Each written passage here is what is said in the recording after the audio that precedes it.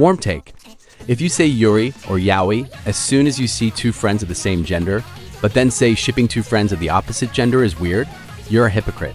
Just because it's LGBTQ, it does not mean it's not weird to say. Those people are real too, you can't just ship them like show characters. I legit even upgraded this new layout to say this. It's still weird, even if it's gay. You ship two people who are opposite genders and just friends. You're fucking weird.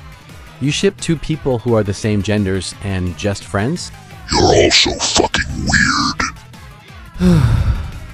Muichiro hitting the road.